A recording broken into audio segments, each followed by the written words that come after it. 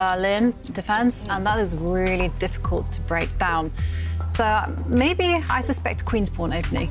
Okay. So let's go. Magnus can serve with both hands. He can play any opening under the sun. Oh. It is a king's pawn. I should have bet against you, Jovanka. It's a king's pawn opening. Okay, but I predict it will be the Berlin defense. And will we see the anti-Berlin? There we go. Magnus Carlsen just pushing a pawn on the last turn, defending his centre.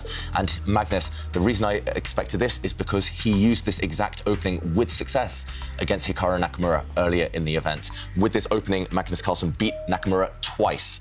So he has very, very fond memories. And, OK, Black's knight retreated. That is not what Nakamura was playing previously. And Magnus has stepped a pawn forward. OK, so Magnus there smiling as well, maybe due to the headphones, due to the choice of music, maybe due to the opening position as well. Magnus very, very comfortable. Now pushing in the centre, kicking back Black's bishop, and he brings his own bishop out. OK, so Black's queen under fire. I've had this position myself, and yeah, very, very difficult choice now for Teimour Radjabov. You can block this attack against the Black Queen by moving her, as he does. You could have blocked as well, but then you would have committed your pawn structure. And now the Black Queen is eyed up by White's rook. A very tense position. Black has the bishop pair, as we say, but Black also has a set of doubled pawns on the queen side, on that left flank, and White has a beautiful pawn centre. So both sides have reasons to be happy, and now the play will become a bit of a manoeuvring battle. Who can get their pieces to the better squares? Yeah, and I see that there's an incredible amount of tension in the centre with those pawns, and I feel that they're kind of preventing Black from even thinking about developing his knight, moving it away just to release the light square bishop. So is Black obliged to reinforce that centre, or can he take other moves? Yeah, I think you're right. At some point, Black will push a pawn just to solidify his centre. Black can also gain time against that white bishop, kick that white bishop back with a pawn. But first, Radjabov puts extra pressure. Wait one second.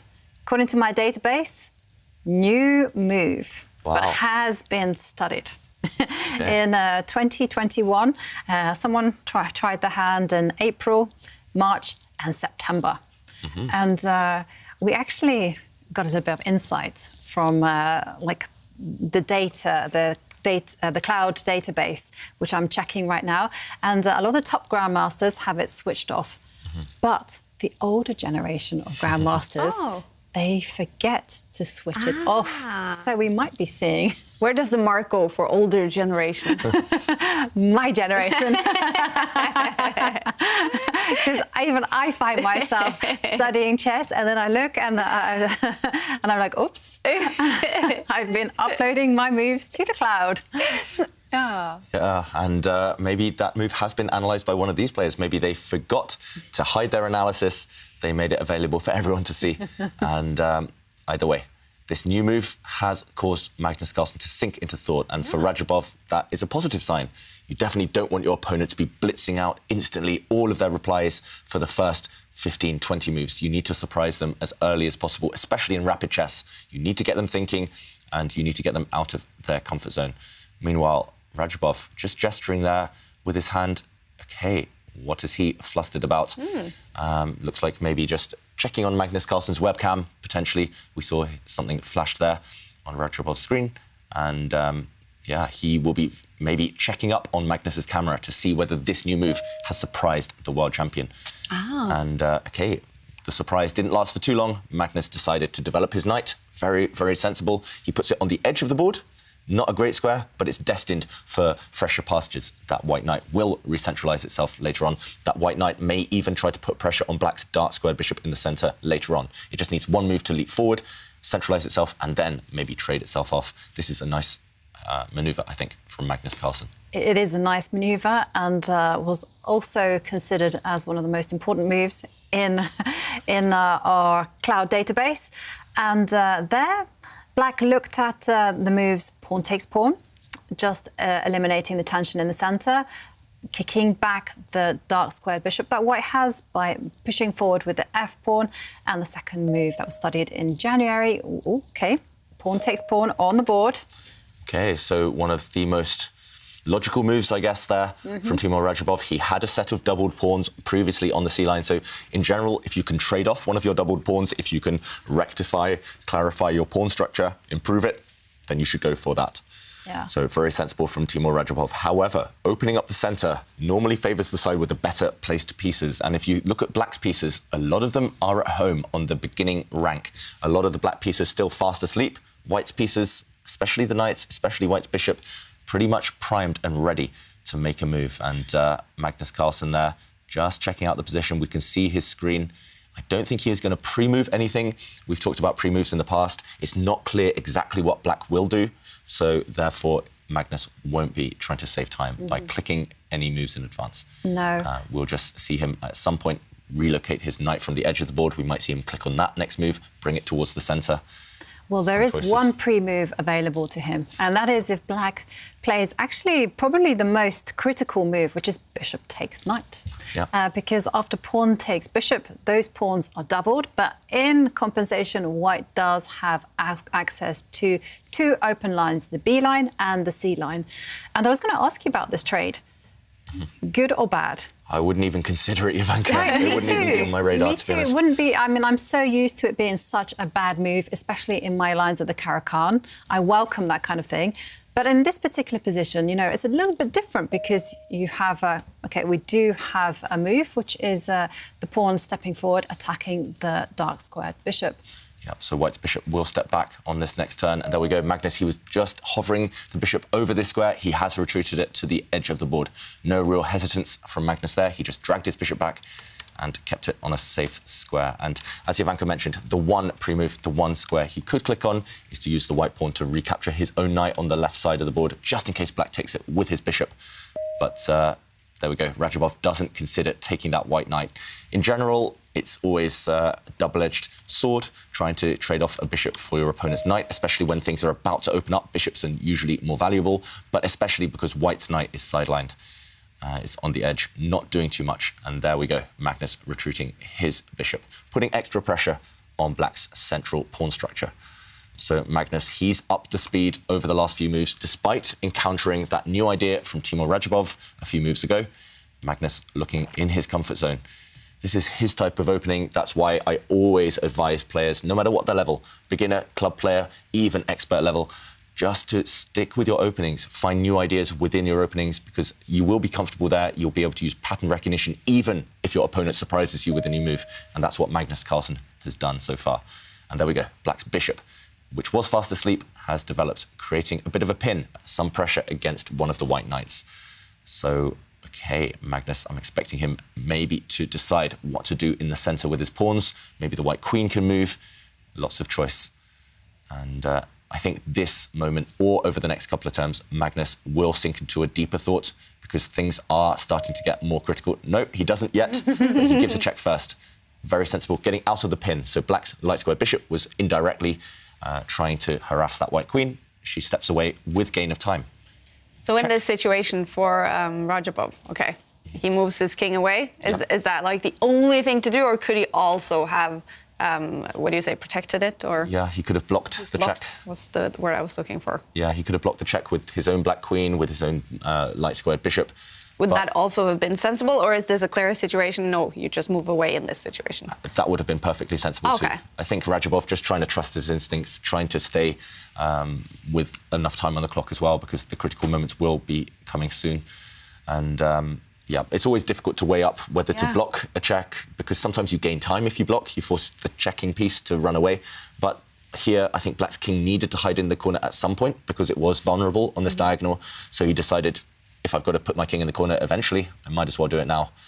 And just passing the move back to Magnus. So Magnus has got the white queen on a nice, safe square, but what next? He wants to re-centralise that knight, especially on that left side of the board, on the edge. He wants to bring it forward. Yeah, I have to say that is the move that appeals to me the most. You know, bring that knight forward, attack the bishop, and also, if you can make some trades or threaten to make some trades, this is something that Radjabov will have to be considering in every single move, and it's on the board.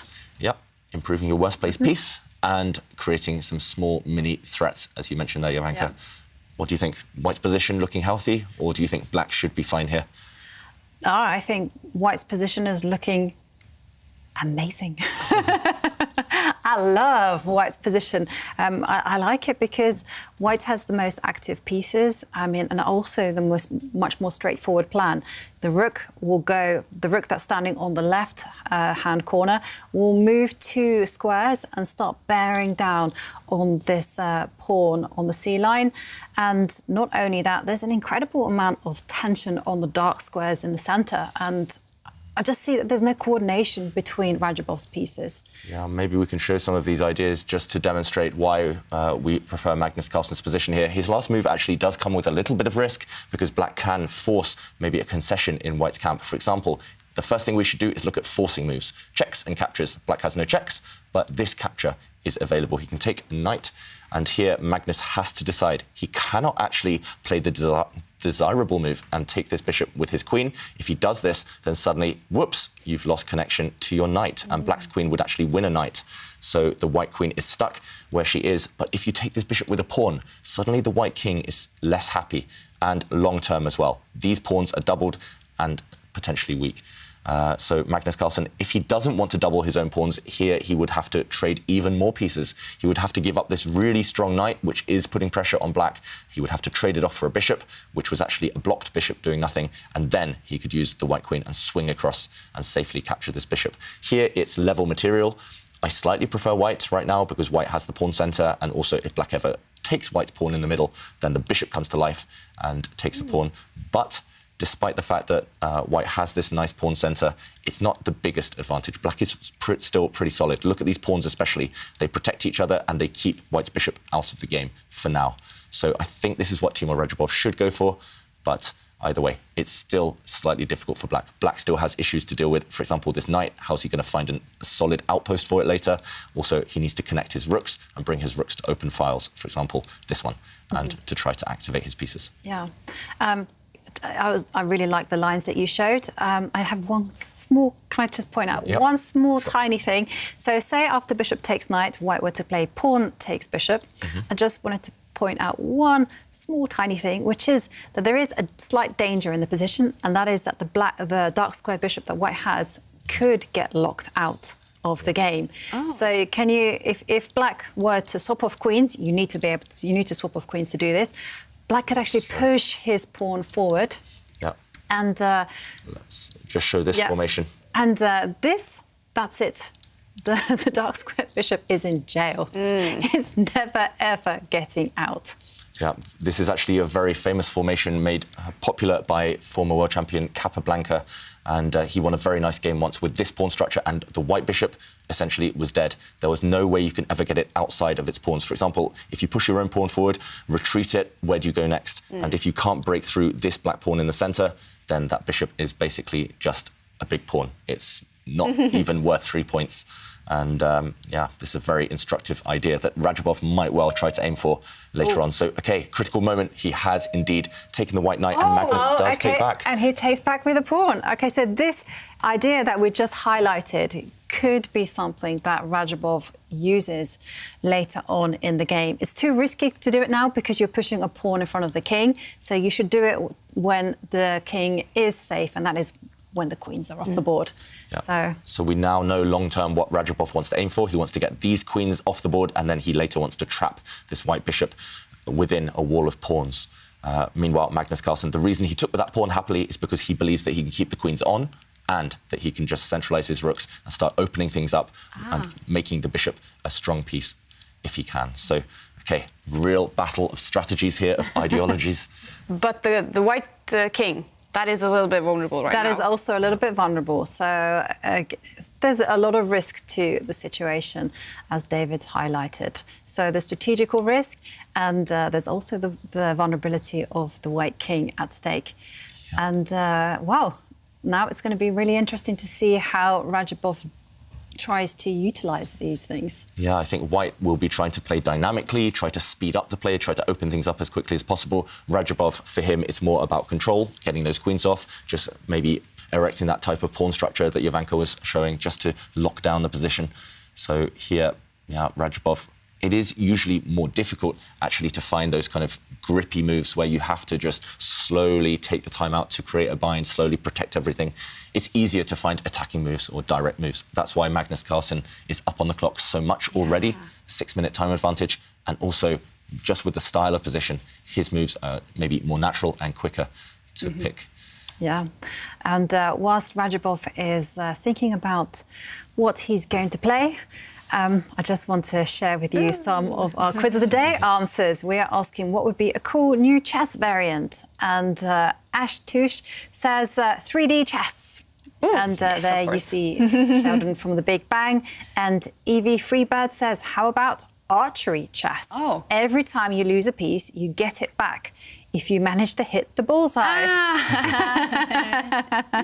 like it. And Pratik Rawal says that a new variant could be Minesweeper plus chess. Ooh. So each player can set up to 3 mines in his or her half of the board, and whenever a piece steps on it, it destroys all pieces on and adjacent to that square.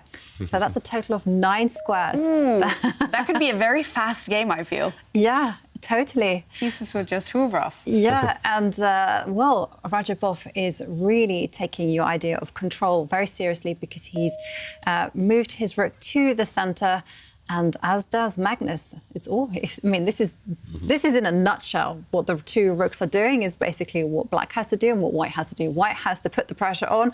Black is like, hold the fort, trust in those long-term possibilities. And now Radjabov is just over-protecting his pawn. So locking down versus Magnus' choice of exploding open the position. Yeah, and actually Radjabov has also sacrificed a pawn. With the placing of black's rook, he's gone away from that left side of the board. And if you look at the white knight, it can get greedy and go and capture a pawn on the left. Magnus Carlsen, he's getting ready to push a pawn on that left side. This is what he loves to do. He's getting ready to push his A pawn forward 2 squares. There we go. We can see on his screen. OK, he was about to click it, about to confirm it. He changed his mind. He's gone back to that move again. His thought process, what else is he considering? OK, he decides it's time to play that move. Okay. He's pushing forward, trying to destabilise the black knight. If that white pawn pushes 1 square further forward, black's knight is forced back on a worse circuit. So there we go. That's the thought process of these top players. Sometimes the first instincts are quite natural. They want to push forward. They then take 10, 20 seconds just double-checking, making sure they haven't blundered, making sure the opponent doesn't have any threats, and then they confirm the move. So this is online chess. It's very similar, actually, over-the-board chess. Often that's why the top players, they do pause for just 30 seconds, 1 minute, before they confirm their move. We call it a blunder check, just to make sure that you definitely haven't made a slip. Wow. Meanwhile, Radjabov retreating his knight. And that was what Levon Aronian forgot to do yesterday, to do the blunder check. He made a move losing in only 13 moves, I think, to Jan-Christoph Duda. But today, what a start for Levon Aronian, winning Game 1 against Wesley So, and this is super dramatic. In the Meltwater Champions Chess Tour 2021, if Wesley So loses today's match, it's going to be over. Magnus will be the winner. It's not going to be over. We're still going to play the final days, but Magnus will be the winner. What would also be quite interesting there is if Radjabov wins the rapid portion and Wesley So loses, then Raja starts closing down on the gap. Definitely. I think he even catches him up. OK, and we see some developments because there has been a trade. Knight takes the bishop. OK, so White's knight was attacked by a pawn and it decided it had to commit. Instead of retreating the knight, which Magnus would have loved to do, however, I think that would have led to maybe Black starting to step forward. He decided, OK, it's time to just go for trades and now bank on the fact that the White bishop will not be trapped long term. He has to be really, really careful, though, now, Magnus Carlsen, because if he doesn't play energetically, then that White bishop is not well placed. He has to keep opening the position. He has to keep creating threats, keep up the energy. And he's got a 6-minute time advantage still with which to find an energetic move. So I'm expecting Magnus to try and get his rooks into the 7th rank later on, to try and maybe open up that centre with some pawn pushes. He might need to prepare one of those 2 ideas on this next turn. What is he going to go for? OK, he's yet to click on a piece, yet to make up his mind. This isn't actually the type of position where you can rely purely on instinct. Maybe that's why he's paused the world champion. I do expect him to move maybe the White queen. I'm not sure which direction. She has many, many squares to go to. And Teimour Radjabov just head in hands, trying to work out what to do in advance, trying to use Magnus Carlsen's time to think. Magnus taking his first real pause in this game. He's been playing very quickly the first 22 moves, but now thinking. And Wesley So, after only 26 moves, lost game one with the white pieces. What happened? Yeah, it was just, I think, a moment of blindness from Wesley So, just a one-move blunder. Maybe just trying to rush, trying to play too quickly. He walked into a line which lost him 2 pawns in one move. And in a very balanced position, Wesley So. Maybe just, affected by yesterday's defeat and maybe just the burden of the chase. It's weighing on his mind too much. Yeah. Trying to take too many risks to catch up with Magnus. So, OK, uphill battle for Wesley So. Meanwhile, Magnus does centralise the white queen to a square that Jovanka loves, I think. The Goldilocks square. Not too hot, not too cold. Just perfectly. Like my tea. Perfect square. And absolutely perfect, because she has the potential to keep an eye on both the left side, the right side, upwards, downwards, sideways, any way she can go. And I like this move. I mean... It's now the moment, though, Jovanka, this pawn push you've been waiting for black. We highlighted it earlier. The black G-pawn can push forward 2 squares and try to cement in this white bishop. If you don't play it now, then white's going to try and open up the centre. White's going to push one of his doubled pawns forward on the F line. He's going to push that forward, open up the centre, open up the bishop's diagonal. And Magnus, I think, would be very, very happy. Yes, David, it's on the board. It's now or never. That was a bit... I think it's incredibly risky, though, because the queens are still on the board. But, OK, I feel a big sense of pleasure that my idea that I highlighted quite a few moves ago. You highlighted it 6 moves ago, Jovanka, and it is on the board.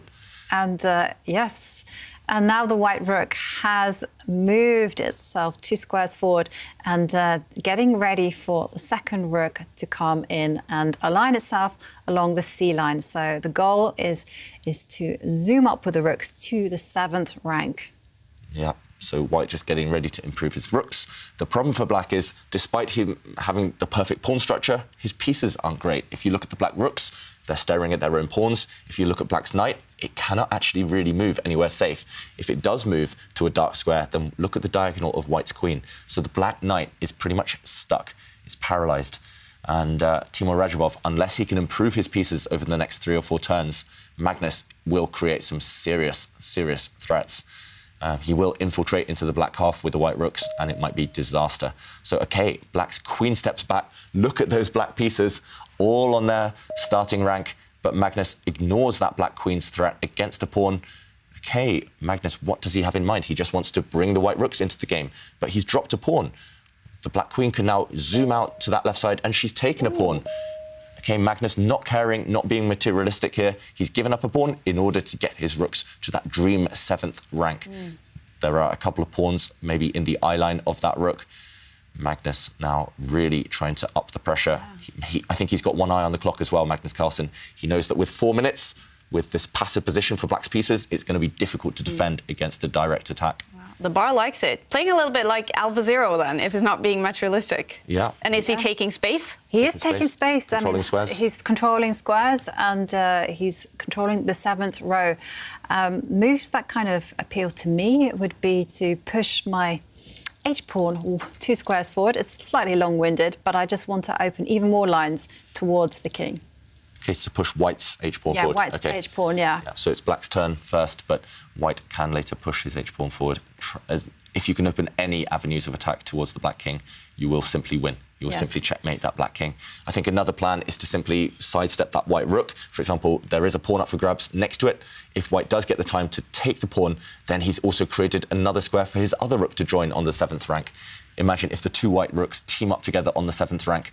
That's going to be catastrophe for Radjabov. Yeah, you can't allow that to happen. So, but how about that dark squared bishop that Magnus has? Isn't it kind of like in jail, like you guys were pointing out earlier? Totally. Yeah. I mean, Magnus is just completely forgetting about that piece. He's going to be focusing on using the 2 rooks and the queen, which are really significant attackers. I mean, they have a lot of punching potential, and he's going to be using that to get at the black king.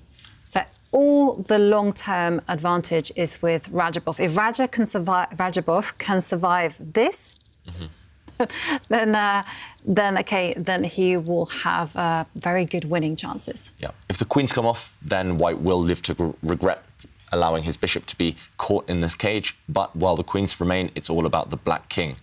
And also, coincidentally, look at the black knight. It's pretty much stuck. It doesn't really have any safe squares to go to. So both sides have a weak or a misplaced minor piece. White's bishop caught in a net. Black's knight stuck on its back rank. And talking of the back rank, it's really backs to the wall for black right now. Radjabov forced to retreat his queen. His queen went on an adventure. She won a pawn, but now she's been forced to step back. And Magnus, at the very, very least, can restore the material balance by taking a pawn. But no, it's Jovanka's plan in action. I see Jovanka celebrating because she's guessed the move again. This white pawn stepping forward. Personally, I'm very surprised. I would not really have been tempted too much to play this move, but OK, Magnus trying, he's betting everything on going for the black king. Yeah. And he's happy to open up his own king in the process. Yes, I mean, I have to tell you my justification about that. So I did look at this pawn capture and I thought, well, the bishop will capture that pawn and the bishop will therefore have a role. Oh, okay. Even... Wow, OK. Magnus Carlsen tries to... He's threatening checkmate in one move. He's threatening checkmate in two different ways. The white queen stepping forward to take the pawn in front of her. That would be checkmate. And the white queen sliding diagonally across one square to the g7 square. That would also trap the black king. So Radjabov, there's nothing else to do. He has to block the 7th rank with one of his rooks or with his knight. I think he can only block it with one move. OK, but he's actually blocked it with the queen. And... OK, so that queen was covering all the squares white wanted to checkmate on, so the white queen was forced to step back. As we mentioned earlier, no queen trades. Magnus Carlsen definitely doesn't want the queens off. He wants to attack. He wants to checkmate. And the white queen stepping back, so its material is now still one pawn extra for black. But look at that white rook on the 7th rank. That is the key piece, and black's knight still terrible. Yeah. Definitely. And now Magnus must be feeling slightly happier as well because the dark square bishop does have a square to go to. Before it had nothing. And now it can be an attacker. Yeah, white's bishop now also in an endgame would be much more free. And for now, it's plugging all the holes around white's king. So that white bishop is also doing a pretty nice job. That's why Magnus went for this maneuver with his queen. He pushed a pawn. He's opened up diagonals. He's opened up lines for his bishop long term.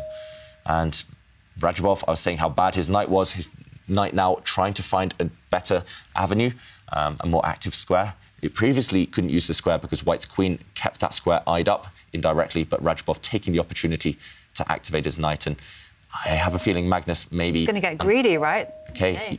But maybe he underestimated this move. Suddenly the black knight is free, and that black knight is threatening to jump into the centre of the board. That black knight also stops white using the 7th rank as a launch pad for his other rook. And a really nice manoeuvre there from Radjabov. And I've just noticed the time difference between Radjabov and Magnus Carlsen. Huge. It's absolutely... Wow, it's a vast difference. You know, Radjabov just playing with under 1.5 minutes left. That means he's just playing by instinct. Yeah, and there we saw Magnus on his screen. He clicked his king. He brought it one square forward. Just look how that white king defends everything around it. Personally, I think, despite the clock situation, this is the best position Radjabov's had in ages. Yeah, his position on the board, at least, is much, much healthier than it used to be. But still some work to be done. Definitely some work to be done. I mean, because white really wants to put the 2 rooks along the 7th row. So... the most natural move, therefore, is to kick away the knight and drive it to a worse square. OK, so how do you kick away the knight? It's anchored well by a pawn. I had brains. I forgot that there was no pawn to attack it with. OK, so Magnus, he can't attack that black knight with a pawn, but he can destabilise it by removing the black pawn that does defend the black knight. So that's why Magnus Carlsen has lifted his rook to the 6th rank. Indirectly as well, maybe eyeing up that black queen. You always love to place your rooks near your opponent's queen, but also going for that black pawn on the left side. And once that disappears, then the black knight will be forced to move. It does move now, but has this allowed white's rook to lift up the board to the 7th rank? What is Radjabov's plan there? I'm struggling to see it. It looks almost like game over. White's rooks can now both find the 7th rank. I think that would force black to just push a pawn forward and hope to survive. White can also get greedy if he wants. That white rook can just go 2 squares to the left and take a pawn. So Really, really pleasant choice here for the world champion, which is going to choose. He takes the pawn. When in doubt, why not be materialistic? Magnus earlier sacrificing a pawn, now he's actually 1 pawn up and with the most active rooks. Yeah, and still the threat is in the air. The 2 rooks will align on the 7th row. And like you said, that looks catastrophic for Radjabov. OK, the knight retreats. OK, so maybe some ideas to go towards the white king with that black knight. But first, look at those 2 rooks. They're on the 7th rank. They're teaming up against the same pawn with the white queen. And that pawn that was under fire from those white rooks has had to move. So this last move does keep the white queen out of the action temporarily. If Magnus can add that queen into the attack, it's going to be checkmate. But it's not that easy to do so. Radjabov defending very well so far. But under 1 minute, it's going to be difficult to keep going in that same vein. Yes, and also let's not forget that Radjabov doesn't have a single active plan in the position. So in that case, what is to stop White from just running with that 1 extra pawn he has on the left? Yep, good question, Jovanka. I don't think there's anything to stop it. I think that's what we might well see Magnus do, because the white rooks are perfect. If you bring one of the white rooks across to try and check the black king, then black's queen will actually give itself up for both of the white rooks. And queen versus 2 rooks, it's never clear whether that's a beneficial trade. So I don't think white wants to rush by bringing his rooks across. They would simply be taken by the black queen. So with that in mind, with white's king stepping back away from any checks, I was going to say everything's perfect, so just push that pawn as Jovanka recommends. But Magnus, he's a perfectionist. He tries to improve the white king first. So now the black knight is not within checking distance. But that white king may be vulnerable from some checks from behind later on if the black rooks get active. OK, Radjabov trying to remove one of the white rooks from the board. Logical. Those white rooks were very, very strong. The bar has gone down, though, for Magnus. Is it inaccuracy from the last few moves? Maybe just trying to keep control too much, and also trying to take his time. He's not really gone for the kill on the last couple of turns. OK, talking of going for the kill, though, there we go. He changes the pace. He's given a check. Look how the black queen gave herself up, but both of the white rooks have now disappeared. White's queen can now take a pawn with a check, and we'll have a crazy material imbalance of white's queen and 2 pawns for black's 2 rooks. So a queen and 2 pawns, that's worth 11, 2 rooks worth 10. Magnus 1 point up, but also it's about the weak black king. Queens are great at targeting weak kings. But I have to say one thing, you know, the queen is just going to be checking the king. And the king will, of course, run to the aid of its knight. And then we know that a knight is the king's best friend. Yeah. And once again, let's not forget that the bishop that's on the board is a little bit trapped. Yeah. Yeah, you didn't even mention that, so it's not. It doesn't even count right now. Well, it has 1 square. Yeah. So I mean, maybe with that, it's like a baby with 1 tooth. You know, maybe it can do something. OK, talking about action, Magnus has initiated something. The bishop is now going to find life. It will find life. He's given up a pawn temporarily, but with this check, Magnus is going to gobble back the pawn and the bishop. Finally, it's on an open diagonal. And as soon as it finally does breathe the fresh air, it gets traded off. That's brutal. That's brutal. The life of a bishop, right? Yeah. And, OK, now, again, the same material imbalance. White has a queen and 2 pawns for the 2 black rooks. So Magnus has to keep checking, keep the black rooks discoordinated. If the black rooks can team up against the same pawn together, they will simply take white's pawns later in the game. But Magnus, there we go, clicking his queen. There he did the click technique, not the drag technique with his mouse, just clicking the queen 1 square forward. The queen now trying to check the black king from 2 different angles. It might go to the right to check the king, it might go to the left. He's going to start checking the black king from the side. But for Radjabov, if he connects the rooks, he should be able to save this game. OK. It's not easy. By connecting the rooks, you mean along the 5th row? Ganging them up against some pawns. I'm not sure which ones. Ideally, at some point, you want to pick off white's lone isolated pawn on that left flank. But first, there were maybe some threats to deal with, so Radjabov sidesteps with his king. The problem for white is you only have 1 piece to support the advance of your pawns. Black has 2 pieces to block the advance of the pawns. And the 2 rooks working together are indestructible. Yeah. But can he use his king, though, also to support the pawns going forward? Magnus will have to, actually. Magnus will have to start using the king as an attacker. Yeah, you're right, Kaja. I think that might be his plan over the next few moves. White's king to activate. Because what else? you can give as many checks as you want, but with the queen alone, you won't really reap any dividends there. You'll just continue checking. And yeah, no checkmate in sight. So you need to add your pawns or the king. If you push your pawns too fast, then maybe the white king becomes vulnerable to some checks. So maybe it's now time to improve the white king. Will we see Kaja's king move? Magnus, what will he be thinking about? Because he can only support maybe one of his pawns? Yeah. Which one will be which will he put his money on? I think he might use his pawn on the left there as a distraction to try and distract the black rooks and then start to maybe deliver some checks or push his other pawns in tandem. But OK, he does push this pawn forward, so very, very loose there from Magnus Carlsen, but also very ambitious. He wants to quickly use these pawns before the black rooks are ready, before they're fully coordinated and active. And he wants to use these pawns to maybe team up with the white queen. The pawns might support the checking squares for the white queen later on. And Radjabov, 40 seconds left on the clock. Yeah, I think that might be the biggest stumbling block. If he had 10 minutes, I think Radjabov might well just hold the draw here. But with less than a minute against the queen, not easy. But this is a nice defensive idea. You know, just use the rook for the defensive purpose and just block any potential checks. Yeah. Also blocking checks, but look how black's rook in the corner is getting ready to swing across behind the rook in the middle, both on the E line, and they're both going to target one of the white pawns. But what about this king move? It wasn't my most natural instinct because I thought the king is going to go backwards and the queen will therefore come forwards and start attacking some pawns. OK, the queen stepped to the side and we have a double threat in the air. The queen is threatening to take the pawn and also give check on the bottom row. OK, the king steps forward to defend.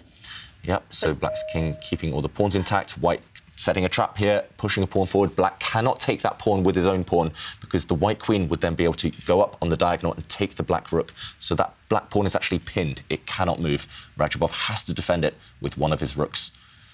I'm expecting him to utilise that rook in the corner. It's not coordinated with the rest of his army. And if you have a rook on a loose square far away from your king, it might be vulnerable to a double attack, a check, and that rook might drop off. So I'm really scared of Radjabov's rook in the top left corner falling. So I expect him to bring it across and defend his pawn. Yeah. What else, simply? And 10 seconds left for Teimour Radjabov. There we go. He comes across.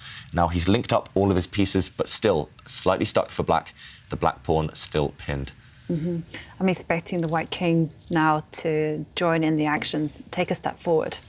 Preferably put it opposite black's king to avoid any checks. Yep, very, very logical. It might be time for that white king to join the party. He's been looking outside, kind of from the windows for a long time, just an observer. OK, but no, it's that pawn on the left that is now making an entrance into the world. Yep, so that pawn marching forward. Radjabov retreating his king. Very, very mysterious there. Radjabov maybe just getting out of the 7th rank to swing his rook across to attack the white queen. But the evaluation bar says it's a big blunder. OK, yeah, I'm surprised by that. I'm struggling to come up with the reasoning for this last move. He's also just given up his pawn. White can even just take that black pawn. And, OK, Radjabov... Could it be... Hang on, I've got it. Basically, white can now push the pawn, the E-pawn, push it forward. One square? One square. That could have been captured, though, no? No, because you have a check. Queen... The black king could have defended its rook, so white's queen giving a check from the front. Actually, the evaluation... Well, sorry, Stockfish confirmed. The computer said that black's... Well, not black. White's best move was to push that pawn on the left side, and maybe that would have been enough of a distraction. First, OK, Magnus finding the best move, according to Stockfish. Best move by a mile, the only move to give him a winning advantage. And he's actually using the white queen to support both of his pawns. Now, no matter what black does, I think it's going to be Jovanka's idea. White's going to push his central pawn forward, and then he's going to push his pawn on the left forward, and two passed pawns might overpower the rooks. So he needs to avoid a pawn trade here, Magnus Carlsen. He needs to step forward his central pawn. Yeah, and he does. Yeah, that pawn is actually going to be protected by its other pawn, potentially. Potentially, and in order to stop that happening, I think black is practically forced to push his own pawn forward, and that's what Radjabov has done. But, well, if it's not a problem with the central pawn, it's a problem with the left pawn, because that pawn is advanced. And I just turned away for a second and it moved already 2 squares. Yeah, Magnus, that quick. I think he'd pretty much pre-moved those pawn pushes. He knew that there was no way black can stop them advancing. And OK, the black king, it tucked itself away in the corner, but it's so far from the action. And look at those 2 white pawns. One of them surely will become a queen, will cost black one of his rooks. OK, Magnus needs to continue being accurate. Has he found the best continuation? The problem is, if you advance your pawn 1 square further now on that left side, black's rook is going to come across and block it. And the 2 black rooks together will gang up on that white pawn and win it. So, OK, what is the way forward for the world champion? He's getting ready to move his queen across, slide it across 1 square with a check. We see that again on his screen, the highlighted squares. He was about to make that move. He's gone away from that. He's about to centralise his queen this time. Magnus not trusting his first instinct. He's done a bit of calculation and decided to centralise that white queen, trying to slide her across again 1 square on the next turn, 1 square to the right with a check. And Radjabov moving forward with his king. I have to say one thing about Magnus's position that worries me significantly, and that's the fact that he's not utilised his king at all. His job would be so much easier if the king just came and planted itself on the left side of the board. Yep. And he hasn't utilised his time either. It does feel like Magnus Carlsen, he knows he's got a promising position, but he's trying to rush. He's trying to quickly beat Radjabov. He's setting these traps. But Radjabov, despite the fact he's got 10, 15, 20 seconds, he's finding all the solutions so far. And Magnus, maybe he should have invested a couple of minutes extra just a few moves ago, because he did seem to have a direct win. And now suddenly it's not so easy. No matter which pawn you push, I mean, you can only push 1 pawn now on that left side. It's going to get blocked and taken by a black rook. Those 2 black rooks are ready to start picking off those white pawns. And as Jovanka mentions, the white king helpless, just a bystander. Queen endgames are so difficult. Yeah, I was going to say, this sounds like it's so complicated to calculate. Yeah, exactly. It is complicated to calculate, so you have to use ideas such as teamwork, harmony, pushing your pieces forward in cooperation. And if you see here, look at Magnus hasn't done any of that. Yeah, so he's starting to realise it's not as easy as he thought it was. And he's grimacing, he's struggling to find a continuation, a follow-through. I don't see one either, actually. No matter where you give check, for example, if the white queen retreats and starts checking the black king from the front, the black king just runs towards the left, towards the white pawns. And the black king, the black rooks together, they will start picking off those pawns. Magnus, I'm not sure. I disagree with the evaluation bar here. I think either white is completely winning, it's going to be a +100, or it's 0.0. I think the evaluation bar just struggling to make up its mind. White is the only one who can win, but right now, there's no way forward. But the white king is very passive so far, right? It's far away from the action. Is there hope if he just brings his king forwards here now? Yeah, I think maybe he's missed the moment, because the white king now needs 3 or 4 moves to bring itself up into the centre of the board. But the black rooks, they're already creating threats. Black is just trying to double up his rooks on the E line against white's pawn there, or the black rooks can swing across to the white pawn on the left. And within the next 2 or 3 moves, while the white king activates itself, one of the white pawns will drop. So Magnus, maybe just a bit of over haste there, just pushing his pawns too quickly, too energetically, and now realising there's no way to push them forward any longer. Yeah. You did warn him about it, David, long time ago. Yeah. Don't be too quick with those pawns. And also, I mean, I've been there plenty of times. I'm always playing on 5-10 seconds on the clock, and I love it when my opponents race with me, that they play instantly, because then they miss the critical moments. And it's as if we're both playing blitz. When you have 5 minutes, you might as well just sit there, slowly calculate, but maybe the world champion just missing the moment. OK, it's still not over. White still has some serious pressure, but Radjabov feels like he's defending this very nicely so far. Yeah, I do feel that perhaps White's best chance is to step forward with the king. You think? Better late than never. Only thing to do now? Yeah, I mean... If he hasn't done it this far, Jovanka, now is a difficult moment to suddenly change... That's true. Change the pace. That's true. I mean, the thing is, though, like you say, there's no way that the white pawns can advance. And if they can't advance, what else can you do? Maybe improve the... Oh, OK, I eat my words. I said that there's no way that the pawns can advance. And, well, they have, and one pawn has promptly fallen off the board. Yep, and in return for that white pawn that did drop, Magnus is going to get the remaining black pawn. So black's king has retreated, white does gobble up this pawn, so it's still queen and 2 pawns against 2 rooks, but black is about to win that white remaining pawn on the left side as well. So if the black king finds a safe square, you have to be slightly careful where you go now. I can already see a big blunder. If the black king steps back to the 8th rank and steps back where it came from, then white's queen would have finished the game off. But now the black king has found a safe square. And the 2 black rooks, they're teaming up against the same pawn. So that white pawn is doomed. I don't think there's a way to keep it alive, unfortunately, for Magnus.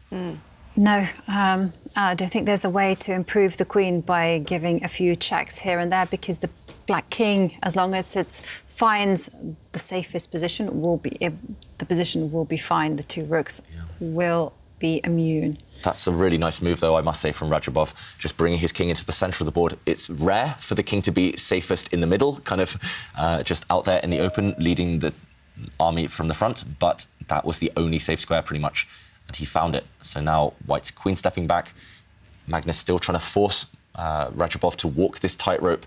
The black king still has to be careful which direction it goes in, but can he set a trap? Will Radjabov fall into one of Carlsen's tricks here? Yeah, well, he has 5 seconds to make that decision. I'm predicting the king will take a step backwards, and once check arrives, the king must not get greedy and capture the pawn, because the king has to be within touching distance of his own 2 rooks. Yep, the black king is needed as a defender. You cannot walk onto a square where you get double attacked, where your king gets checked and one of your rooks is under threat at the same time. So, yeah, we'll show that variation if it becomes relevant. There we go, Magnus about to give a check with his queen. He brings her across diagonally 1 square. There we go. And now on the graphic there, on the play zone, the chess 24 play zone, we saw the king was highlighted in red. That meant it was a check. And, OK, the black king is still sidestepping. And Magnus, he's improving his queen. He's bringing her even closer to the king. But how are you going to kick the king away from these 2 squares? It's just moving left, right, within touching distance of its own rooks. And no way forward for Magnus still. That white pawn on the left, doomed. And if Magnus can win one of the black rooks for his remaining pawns, it's winning. Queen versus rook, even without any pawns, is winning. But I'm not sure he's going to get there. No, I agree with you. I don't think he is. And I think that if the 2 rooks were to align themselves on the 7th row, and this queen and pawn and king against those 2, that's black army, it's not going to be enough. The black rooks are just really fantastic defenders. Yeah, they're very robust, very strong, sturdy pieces, especially as a pair when they're teaming up. So, OK, Magnus leaning back, not too happy. I think he realises that he did maybe miss something better earlier in the game. But either way, he's going to keep trying. He's going to keep maybe checking that black king. Maybe he'll try and find the right moment to push his pawn on the right side forward. Maybe it's time for the white king to join soon as well. Either way, with best play, this should now be a draw, I think. Radjabov has really, really kind of navigated those treacherous waters well. And Magnus has been known to keep playing and keep fighting in these positions, and sometimes even winning them, because he's fighting for so long. But I'm guessing, is it easy for Radjabov to find his moves? Can he start gaining time on the clock? He's not going to... It's not going to get critical below 10 seconds for him, kind of thing. The rooks, especially the 2 rooks, they're the simplest pieces on the board. You know, they're very linear. So it's going to be quite obvious what should be done. And it should be just about controlling and restraining the remaining pawn that is left on the board. And just judging from Magnus's body language, I felt like he'd more or less resigned himself to the fact that this is probably going to end in a draw, and he's let the win slip. OK, so the position has actually repeated itself. This is the 2nd time we've seen this position. Magnus, last time we were here, used the white queen. He slid her to the right on the diagonal, just 1 square, and checked that black king from the front. So this is the moment of truth. Will Magnus Carlsen continue pressing, continue trying to find the win, or will he accept that Radjabov has defended this one really well? And will he acquiesce to the draw? Huge moment for Magnus Carlsen. His advantage capitalization stats we've seen throughout the tour, they are fantastic, but he's let this one slip. And no draw this time, not yet. He's pushed his pawn forward. He's really gambling on this one pawn now. The black rook can actually gobble up the white pawn on the left side, but Magnus will continue pushing this pawn. And he's hoping that the black pieces will lose a bit of coordination. They won't be able to stop this pawn in time. It's going to gain some time, actually, as it advances. White's pawn will attack the black rook, and maybe some chances there. But Radjabov with 10 seconds now. I was going to say, it's a tricky decision, but I think I would capture that pawn in a heartbeat. And now the pawn pushes forward, attacking the rook. Where is the rook going to move to? Remember, it has to stay on a safe square. It cannot go wandering up and down the board. And is this one safe? Okay, this one super scary for Radjabov because both of the black rooks are loose right now. But no matter where white checks, the black king will be able to defend one of its rooks. So, okay, Radjabov playing with fire, but it looks like it might be sufficient. I don't see any way for the white queen to take one of the black rooks by force. The black king will be a great defender. And, for example, if the white queen slides one square to the right, checking the black king, attacking the black rook in the middle, the black king slides to the right as well and defends it. OK, Magnus, what will he come up with? Black is almost out of danger now. If black can just coordinate his rooks, defend them, protect each other, it's an immediate draw. White will not be able to make any further progress. No, I mean, this is a very nice move by Radjabov as well, because the instinct actually is just to push the pawn. And see how far it can go up the board. And in this case, black will actually give a check to the white king and then start defending, guarding that, preventing that pawn from advancing. Yep, exactly. So if the white pawn steps forward, the black rook just slides, the black rook in the centre slides one square to the right with a check, and no more fun with that white pawn. And now Magnus, he's dropped down as well to just over 1 minute. He's realising there's no way forward. Radjabov, yeah, I mean, what can we say? We've got to praise his defensive skills. Magnus there, he's about to drag his queen to the right. He's clicked on her. He's about to click on a square. On the right side of the board, we see the dark blue highlighted squares. Will he continue trusting his instinct? He's played the move. We see black's king highlighted in red there. It's because it's check. And black has to move his king. I don't think he can block this check with his rook. That looks suicidal if that happens. OK, he's moved his king. It looks like... King steps forward. And white's queen just about to line herself up with her pawn, just threatening a discovered check. There we go. Magnus makes the move, and white does have a huge threat right now to step the white pawn forward, and that would be a check. The white queen would attack the black king. What a calm move by Radjabov here. Nerves of steel. Look at that. I mean, I was looking at dropping the rook in the centre one square back, but very calm because Radjabov allows Magnus Carlsen to push the pawn with check. Instead, Magnus gives a check with his queen. And, sorry, right behind Magnus, Anish Giri has just lost game 1 to Shakhriyar and Mamedyarov. Yeah, so, yeah, Giri needs to turn his fortunes around. A difficult couple of days in the Oslo arena. Meanwhile, Radjabov still defending this one perfectly. The black king is now almost ready to take white's pawn. White has to hope that he can check and force the black king onto a vulnerable square. But no, the black king hiding, protecting one of its rooks. And Magnus shaking his head. He knows this one has gone. All winning chances have disappeared. He gives another check. He's setting a trap. If black takes this pawn with his king, then the white queen would have given a check and actually picked off black's rook in the left corner there. But no, Radjabov keeps his king safe and reduces the amount of available checks that white can give. And Magnus, he's about to agree to the draw here. He repeats the position, leans back in his chair, and if the black king goes back where it came from, that will be the third time we've seen this position. Magnus missing some serious winning chances in this game. Yeah, it's going to be a draw the first game. And there we go. There we go. Radjabov, is he celebrating? Is he relieved? Either way, a miraculous defence from the Azerbaijani player. Definitely. Magnus Carlsen with the white pieces. The first game is a draw. Teimour Radjabov will have the white pieces in the next game that will start in 10 minutes from now. Magnus Carlsen, well, he doesn't look too either happy or too unhappy, but he did have some chances in this game. We're going to follow Magnus out into the lounge. Do you think he's going to stop for an interview, or do you think he want to just go